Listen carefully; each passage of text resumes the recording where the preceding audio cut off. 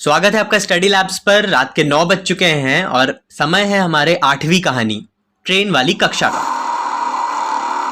जब तोतो चैन रेलगाड़ी के डिब्बों तक पहुंची तब तक कोई और नहीं आया था। हेडमास्टर जी उसे वो डिब्बा बता चुके थे जिसमें उसे बैठना था। डिब्बा पुराने किस्म का था जिसके दरवाजे पर अब भी बाहर की ओर एक हैंडल लगा था जिसे नीचे घुमाकर दरवाजे को दाईं ओर सरकाना पड़ता था। जब तोतो चैन ने अंदर झांक कर देखा तो उसका दिल तेजी से धड़क उठा।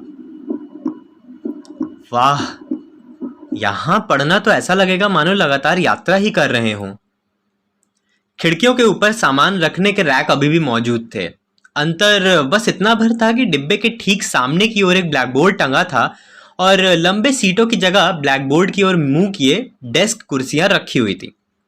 हाथ से पकड़ने वाले स्ट्रैप हटा दिए गए थे पर बाकी सब वैसा ही था। तो चैन अंदर घुसी और किसी की सीट पर बैठ गई। लकड़ी की बनी कुर्सियां वैसी ही थी जैसे कि पहले स्कूल में थी, पर कुछ आरामदेह लगती थी। उसे लगा वो सारा दिन उन पर बैठी रह सकती थी। तो चैन अब बहुत खुश थी। उसे स्कूल इतना पसंद आया था कि उसने हर रोज स्कूल आने का निर्णय किया। वो कभी छुट्टी नहीं करेगी। तो चैन खिड़की से बाहर झांकने लगी।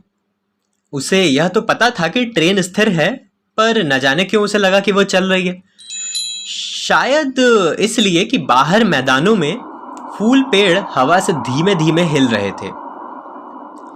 मैं बहुत खुश हूं, अंत में उसने कहा। तब उसने अपना चेहरा खिड़की से सटा लिया और एक गीत बनाया जैसे वह खुश होने पर अक्सर बनाया करती थी। मैं खुश हूं मैं कितनी, मैं क्यों खुश हूं क्योंकि। उसी क्षण कोई अंदर चढ़ा। एक लड़की थी। उसने अपनी कॉपी और पेंसिल की डिब्बी बस्ते में से निकाली और मेज पर रख दी। फिर पंजों के बल खड़े होकर अपना बस्ता रैक पर रख दिया। उसने अपने जूतों का झोला भी वहीं रख दिया। तो चैन ने गीत गाना बंद किया और जैसा जैसा उस लड़के ने किया था झटपट वह भी करने लगी। अब एक लड़का अंदर चढ़ा।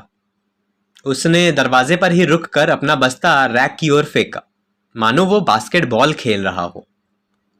बस्ता उछलकर नीचे गिर गया। गलत निशाना। उसने एक बार फिर उसी जगह से निशाना साधा। इस बार बस्ता रैक पर जा गिरा।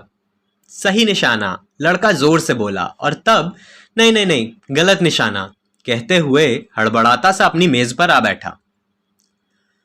बस्ता खोलकर अपनी कॉपी और पेंसिल की डिब्बी निकालने लगा। पहली बार निशाना गलत लगने की वजह से दूसरी बार का प्रयास भी मानो उसके लिए बेमानी हो चुका हो। धीरे धीरे उस डिब्बे में 9 छात्र छात्राएं आ बैठे। ये थी तोमोए गाकुएन की पहली कक्षा। वे सब एक ही ट्रेन में साथ साथ यात्रा करने वाले थे। कल हम देखेंगे कि ये जो कक्षा है, ये जो पहली क्लास है, इसमें कैसे पढ़ाई होती है। तोमोए का पठन पाठन हमारा अगला चैप्टर। हम पढ़ रहे हैं तेत्सुको कोरोयोनागी की बेस्ट सेलर किताब तोतो चैन।